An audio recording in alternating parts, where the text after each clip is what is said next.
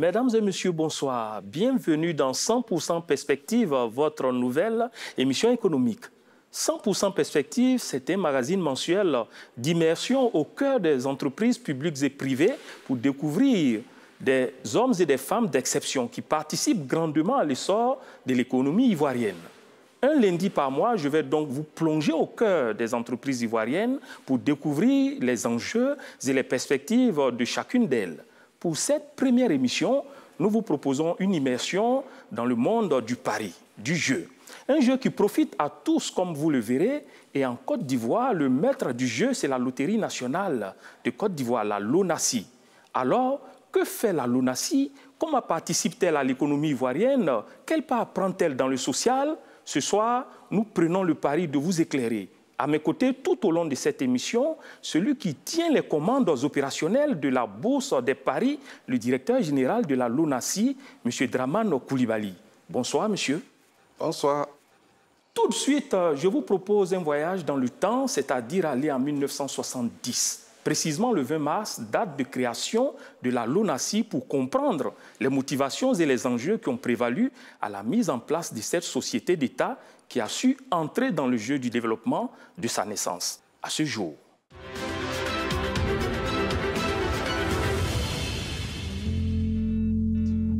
En 1970, l'État de Côte d'Ivoire décide d'encadrer les jeux de hasard et crée la LONASI, la Loterie nationale de Côte d'Ivoire. Il y avait des tontines qui étaient organisées, mais qui faisaient l'objet d'un imbroglio total.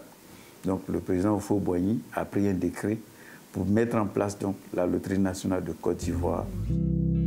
Société d'État, elle se développe durant ses 20 premières années avec les premiers jeux de tirage et de grattage. Mais ce n'est qu'à partir de février 1990 que la LONASI va réellement se développer grâce à différentes offres de jeux. Les résultats aujourd'hui que nous avons, 205 milliards, c'est parce qu'il y a eu, à un moment donné, un fondateur, il y a eu un initiateur, il y a eu un organisateur, il y a eu quelqu'un qui a posé un plan. Et puis aujourd'hui, on arrive à des réalisations, je dirais, records, quoi. Cette restructuration a permis à cette institution de voir son chiffre d'affaires progresser rapidement. En à peine 30 ans, la LONASI a multiplié par 100 son chiffre d'affaires, passant ainsi de 2 milliards de francs CFA en 1992 à plus de 200 milliards de francs CFA en 2019. Nous sommes en plein processus de digitalisation de l'activité. Donc les paris, dans les mois qui viennent, les paris vont te prendre à partir donc du téléphone portable. Aujourd'hui, la LONASI est une société citoyenne et l'année 2021 devrait marquer une nouvelle ère dans son histoire grâce à la digitalisation de ses services. Monsieur Coulibaly, au regard de cet élément, vos chiffres ont véritablement décollé ces dernières années. Qu'est-ce qui explique cela? Oui, les chiffres ont véritablement décollé, effectivement. Et c'est dû à un système de management intégré, mais c'est dû surtout à la mise en place de produits que nous proposons au public, des produits vraiment adaptés aux besoins du marché. Pour 2020, vous tabliez sur un chiffre d'affaires de 245 milliards de francs CFA. Est-ce que cet objectif a été atteint? Nous tablions sur 245 et nous avons largement dépassé cet objectif. Et nous sommes allés jusqu'à 283 milliards. 283 milliards, ça veut dire que vous avez dépassé vos objectifs. C'est ça. Pendant que les entreprises ont crié à cause de l'impact de la Covid, vous n'avez pas été touché par cette pandémie. Si nous avons atteint 283 milliards, ça n'a pas été du tout repos parce que nous avons été véritablement impactés aussi par la crise sanitaire. Et notamment au niveau des hippodromes, les hippodromes sur lesquels les chevaux courent, ces hippodromes ont été fermés pendant un moment donné. Donc il n'y avait plus de courses qui étaient proposées au public. Et puis aussi au niveau du pari sportif, il n'y avait plus de matchs. Donc les championnats étaient arrêtés. Donc cela a impacté notre chiffre d'affaires et ce n'est pas moins de 9 milliards que nous avons perdus. Vous êtes en train de nous dire que si la crise pandémique n'avait pas existé, vous seriez allé beaucoup plus loin que certainement, dans la course. Certainement, nous serions allés beaucoup plus loin, mais nous avons quand même maintenu le cap. Nous avons terminé l'année à 283 milliards. Quand vous avez un chiffre d'affaires de 283 milliards, alors que vous aviez une prévision de 245 milliards, est-ce que cela veut dire que le nombre de parieurs a augmenté? Il y a de plus en plus de joueurs? Oui, non seulement il peut y avoir de plus en plus de joueurs, mais c'est-à-dire c'est l'offre produit qui a été tellement alléchante que les joueurs se sont adonnés à ces jeux-là. Vous avez certainement dû faire aussi face à la concurrence, à une concurrence sauvage due à des loteries informelles. Quel est le point de la situation aujourd'hui? Nous sommes l'une des sociétés qui a le plus de concurrence déloyale, parce que quel que soit le produit, vous avez toujours des gens qui essaient d'organiser des jeux parallèles. Ça ne nous sommes pas épargnés en tout cas. On va rester dans les chiffres, M. Koulibaly. On a parlé de 283 milliards de francs CFA. Comme toute entreprise, vous avez des charges qui peuvent être variables ou fixes. En définitive, quel est le résultat net que dégage la LONASE aujourd'hui? Il faut que je vous explique un peu la structuration du chiffre d'affaires.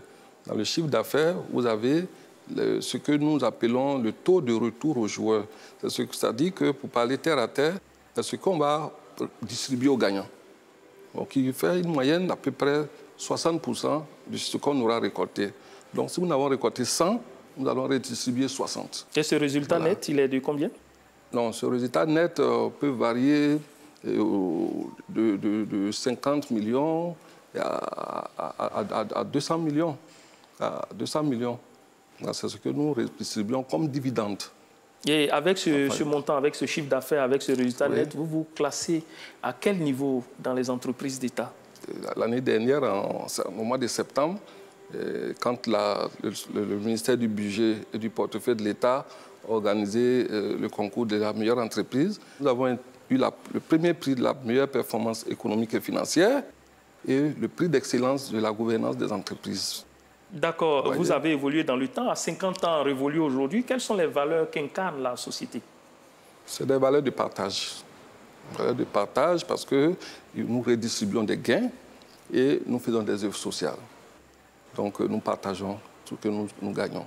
Nous allons accueillir maintenant un des parieurs, un des heureux que vous faites au cours de l'année chaque fois. C'est M. Jacques Aïssi Mpevi. Mais dites-moi, avant que M. Aïssi arrive, est-ce que vous jouez au produit de la Loterie nationale? Oui, il m'arrive de jouer souvent, mais malheureusement, je n'ai jamais gagné. Vous n'avez jamais gagné? Non, non, à part des lots de remboursement, comme on le dit. Mais je n'ai jamais vraiment été heureux gagnant de dizaines de millions. Voilà, par contre, M. Aïssi, c'est un joueur heureux, c'est un gagnant. Peut-être qu'il y a un secret. Quel est le secret pour gagner, peut-être, en dehors de la chance? Le secret, c'est facile. C'est-à-dire, vous avez le programme, vous avez la presse, vous faites la lecture d'abord, vous finissez la lecture, vous pouvez regarder maintenant la mesure du cheval. Donc, et en fonction de ça, vous avez votre sélection à faire. Alors, ce que vous êtes en train de décrire, c'est quel jeu? C'est le PMU d'abord. C'est le PMU. Voilà, et vous gagnez souvent au PMU? Bon, je suis déjà venu ici près de 8 à 10 fois, je crois. Pour encaisser combien? 2, 3 millions, 5 millions, ainsi de suite. Ah, vous êtes un heureux gagnant? Oui, un heureux gagnant. Qu'est-ce qui a changé dans votre vie avec ces gains-là? Grâce au PMU, j'ai beaucoup fait des petites réalisations, des petits projets qui sont aujourd'hui rentables. La Loterie nationale vous remporte combien par mois? Bon, si j'ai fait un bilan, ça peut me rapporter, bon, disons, entre 1 ou 2 millions. Et vous jouez combien de fois dans le mois? Je joue tous les jours. Est-ce que vous avez conscience que, en ne faisant que jouer, vous exposez à ce qu'on appelle l'addiction, à l'excès? Non, non, chez moi, ce n'est pas une addiction, c'est une passion. C'est une passion qui me rapporte. Vous arrivez à la maîtriser comment, cette passion, pour ne pas qu'elle soit excessive et néfaste? Voilà. Il faut d'abord voter un budget pour ça. Moi, comme ça, chaque mois, je vote un budget de 300 000 francs. Monsieur le directeur, alors comment faire pour que des joueurs comme M. Aïssi ne tombent pas dans l'excès? Bon, d'abord, M. Aïssi, c'est un joueur discipliné.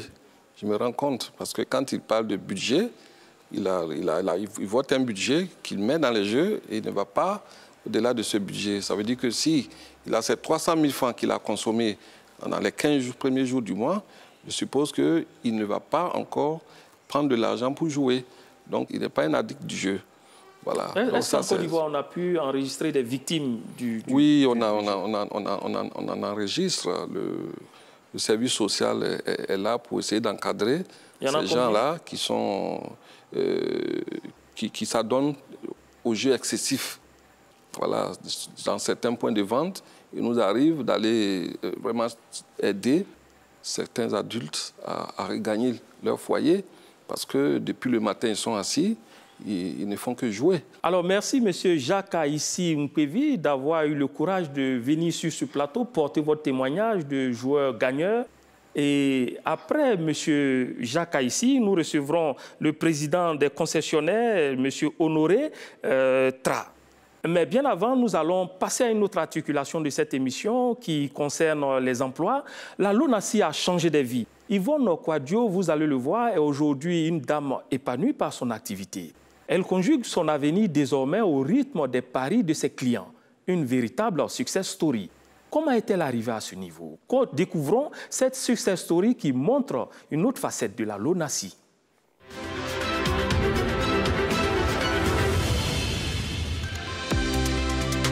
Quartier Gonzagueville, commune de Port-Bouët.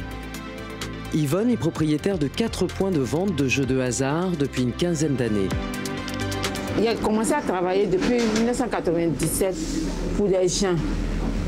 Et ensuite, c'est en 2004 que j'ai été moi-même propriétaire de ma première machine. C'était en 2004. À ses débuts, Yvonne travaillait pour d'autres 12 heures par jour et gagnait à peine 50 000 francs CFA par mois. Grâce à sa persévérance, elle possède désormais 6 machines, dont chacune d'elles lui rapporte entre 200 000 et 300 000 francs CFA par mois. Ce que j'ai gagné au départ, il me disait que c'était suffisant. Mais au fur et à mesure, Dieu m'a fait grâce. J'ai eu un peu plus de machines et puis bon, ça a augmenté ce que j'ai gagné avant. Mère célibataire, Yvonne est devenue une véritable chef d'entreprise. Elle emploie désormais 7 personnes et ne compte pas s'arrêter là. Son objectif aujourd'hui, faire de sa fille une entrepreneuse comme elle. Je travaille avec ma fille même. C'est le travail qui a changé ma vie. J'arrive à subvenir à mes besoins, je fais ce que je veux. J'arrive à prendre soin de ma famille, de mes enfants. Je ne me plains pas. Je ne me plains pas. Alors, M. Tra Honoré, vous êtes concessionnaire, vous êtes nombreux, vous dirigez votre association. Alors, quel est le contrat qui vous lie exactement à la LONASI? Le contrat qui nous lie à la LONASI, ce contrat est en fonction de chaque produit. Je veux dire tout simplement que le PMU a son contrat, le ALR qui est le PLR, qui est un autre produit aussi de la LONASI, a son contrat. D'une manière générale, quel est le trait commun? Le trait commun, le contrat traite de quoi? Le contrat traite de nos rémunérations, c'est-à-dire le pourcentage qui est fixé en fonction des produits, et en même temps, nos devoirs et nos obligations vis-à-vis de la LONASI. D'accord. Quel est le produit qui est le plus rentable?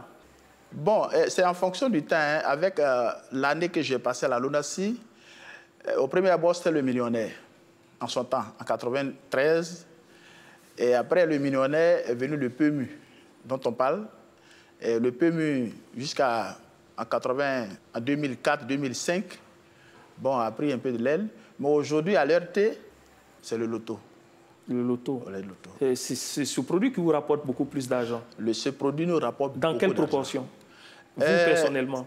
Moi, personnellement, je ne me plains pas. Vous ne vous plaignez pas, ça veut dire quoi? Oui, que si je dis on ne se plaint pas... Oui, les gains sont connus, oui, il faut qu'on sache... voilà. Avec l'activité qu'on fait, quand je dis on ne se plaint pas, on a au moins entre 1 à 2 millions par mois. Pour certains. Entre 1 à 2 millions par mois pour certains. Oui. Voilà. Donc, c'est pourquoi je dis on ne se plaint pas. Déjà, ils ne se plaignent pas. Ils gagnent combien en général? Bon, comme il a parlé du produit loto, je crois au produit loto, ils ont 13% 13% de commission sur les ventes. Sur les mises, c'est ça? Sur les ventes. Sur les ventes. Ouais. D'accord. Monsieur Trab, sans vous laisser influencer par votre voisin, qu'est-ce que vous attendez dans le cadre de l'amélioration de ce contrat avec la LONASI? Bon, en ce qui concerne le loto, je peux dire ouvertement que ça va. Mais par contre, les produits tels que le PMU, qui est le grand frère du loto, c'est vrai, le DV a fait un bond l'année dernière en nous donnant encore 1% sur le pourcentage parce que le gain à distribuer là-bas est élevé. Mais on demande à ce que les jeux comme le sport cash ou bien le dog racing, où c'est nous qui investissons presque les éléments de prix de pari tels que l'Internet, les abonnements, les salles de jeu qu'on a maintenant, tout ça. On souhaiterait que la direction générale puisse faire quelque chose par rapport à ces jeux-là. Je le dis parce que ce n'est pas tous les concessionnaires qui font tous les jeux à la fois. Vous pouvez faire le loto et puis vous ne faites pas le sport cash ni dog racing. Donc du coup, celui qui fait le loto, il est à l'aise. Et par contre, celui qui fait le dog racing ou bien sport cash, il y a des petits grincements dedans. C'est pourquoi, en tant que président de concessionnaire de la LONASI, je souhaiterais que si l'État lui permet de faire quelque chose à l'endroit des concessionnaires. D'accord. Concessionnaire, vous êtes au moins 4000 personnes. Ce sont autant d'emplois qui sont créés. Monsieur le directeur général, monsieur Koulibaly, exactement, il y a combien d'emplois que génère votre activité de loterie? Notre activité ne génère pas moins de 20 000 emplois indirects. Parce qu'il faut reconnaître qu'en termes d'emplois directs, nous sommes 555 à peu près comme personnel qui travaille sur les sites de la LONASI. Maintenant, à travers les concessionnaires, c'est des emplois indirects. Parce que chaque concessionnaire peut avoir 2 à 3 personnes sous sa gestion. Donc, quand vous mettez l'un dans l'autre tous ces aspects, on n'a pas moins de 20 000 emplois que nous créons. Ce sont des personnes souvent qui travaillent dans l'informel. Qu'est-ce que vous faites pour les transformer en entrepreneurs, en véritable opérateur économique qui compte donc dans le tissu social et économique ivoirien? Oui, parce que tel qu'il a parlé tout à l'heure du loto, pour un vendeur de loto qui a quitté le secteur informel pour réintégrer la LONASI, pour vendre les produits de la LONASI, ces gens-là se positionnent comme des véritables entrepreneurs parce qu'ils ont un certain nombre de vendeurs sous leur coupe. Ils ont un certain nombre de vendeurs donc qu'ils gèrent et cela fait que c'est des familles qui vivent grâce à tous ces vendeurs-là. Donc le concessionnaire aujourd'hui n'est plus le simple propriétaire de point de vente, mais il est un véritable entrepreneur parce qu'il est obligé de mettre des outils de contrôle en place pour gérer tous ces points de vente. Du matin au soir, et quand ces points sont fermés, il va faire les versements, soit directement à la caisse, ou bien il va sur les plateformes numériques pour faire des versements à travers les mobile money. Vous voyez? Donc aujourd'hui, le concessionnaire n'est plus là pour encaisser son argent et compter le soir et puis mettre dans une caisse, mais il est obligé de réunir un certain nombre d'éléments pour fructifier son affaire. Donc, il se positionne déjà comme un véritable entrepreneur. Entreprise citoyenne, entreprise à vocation également sociale. La Loterie nationale de Côte d'Ivoire est aussi proche de la population. Les œuvres sociales sont nombreuses. Écoles, soutien sanitaire, appui à l'adduction en eau potable, équipement d'école, etc.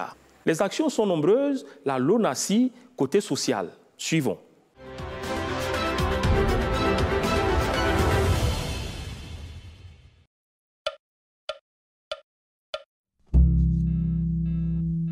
Chaque année, depuis 50 ans, la LONASI alloue une partie de ses bénéfices aux œuvres sociales. Des projets comme la construction et la rénovation d'écoles, de maternités, de dispensaires se font aussi bien en milieu rural qu'en milieu urbain. Dès la création de l'entreprise, il fallait organiser les jeux et l'autre pan, la réalisation d'œuvres sociales. Depuis 1970, plusieurs milliards de francs CFA ont été mis à disposition des œuvres sociales. Avant 2019, on était à 600 millions, entre 400 et 600 millions, qui ont été alloués aux œuvres sociales. En 2019, nous sommes passés à 1,4 milliard. Et en 2020, nous sommes passés à 2 milliards de francs CFA. Depuis mars 2019, la LONASI possède sa propre fondation. Objectif pour cette entreprise, être reconnue d'utilité publique et faciliter les dons dans le domaine de la santé et l'éducation. Quand vous apportez une œuvre ou, je veux dire, un bien-être à ces populations de ces villages, quand vous voyez le sourire, vous êtes prêt à braver les rivières, les bacs qui vous laissent en panne, vous êtes prêt à soulever des montagnes pour pouvoir voir ces populations-là heureuses. Monsieur Coulibaly, on a entendu Mme Diabaté dans cet élément dire que vous êtes passé à 2 milliards en 2020 pour un chiffre d'affaires que vous avez rappelé de 283 milliards de francs CFA. Est-ce que ce n'est pas peu? Non, ce n'est pas peu parce qu'il faut savoir que nous sommes partis de loin. Parce qu'elle a parlé de 600 millions à peu près, entre 400 et 600 millions avant 2015. Tout à fait. Voilà, donc il faut reconnaître que ces dernières années, le conseil d'administration nous a fixé des objectifs plus ambitieux de réalisation d'œuvres sociales. Donc nous sommes pour 2021 à près de 3 milliards à investir dans les œuvres sociales. Est-ce qu'il y a une norme d'intervention? Nous nous imposons une norme quand même parce que nous essayons de... C'est une loterie nationale. Donc nous essayons quand même de partager au maximum sur tout le territoire national. C'est-à-dire en faisant des œuvres sociales au nord, au sud, à l'est, à l'ouest. Mais en fonction des demandes et des critères d'attribution.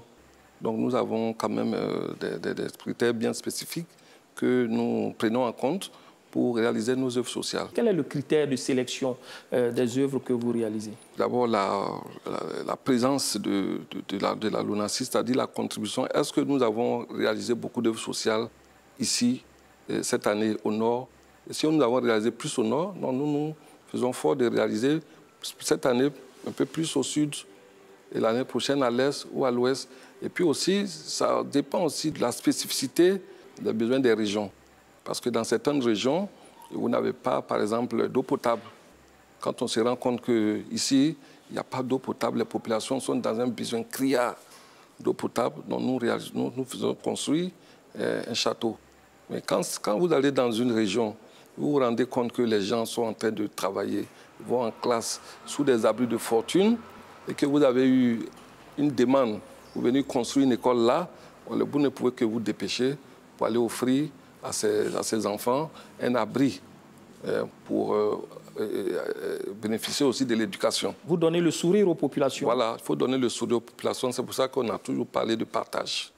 Partage, partage, partage. Vous êtes directeur général de la LONASI depuis 2017, si je ne me trompe pas. Le 14 juillet 2017.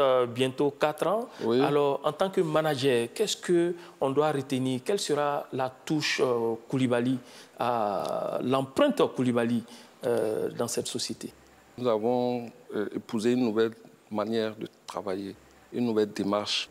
C'est-à-dire travailler comme la tutelle nous demande, selon un plan stratégique de développement, mais aussi selon un plan de travail annexé au budget.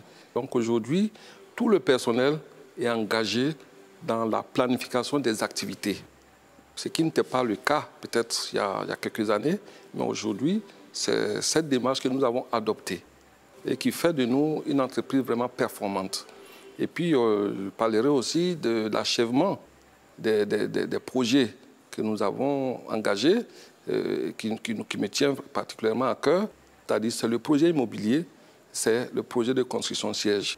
Donc, je serai très à l'aise, très heureux, très fier qu'en partant de cette institution, j'ai laissé au moins aux agents un cadre de vie agréable et qui est d'abord en leur offrant un projet immobilier et en leur offrant un siège digne de ce nom. Merci, M. Dramane Coulibaly. Je rappelle que vous êtes le directeur général de la Loterie nationale de Côte d'Ivoire, LONASI. Merci. Nous sommes au terme de cette première émission de 100% Perspective. J'espère que nous vous avons aidé, grâce à ce décryptage, à mieux comprendre le fonctionnement de la LONASI, ainsi que son rôle et son impact dans l'économie ivoirienne. Vous retrouverez 100% Perspective un lundi par mois. Pour revoir l'émission de ce soir, rendez-vous sur la chaîne YouTube de la RTI ou sur son site www.rti.ci. Je vous souhaite une belle soirée sur RTI 1.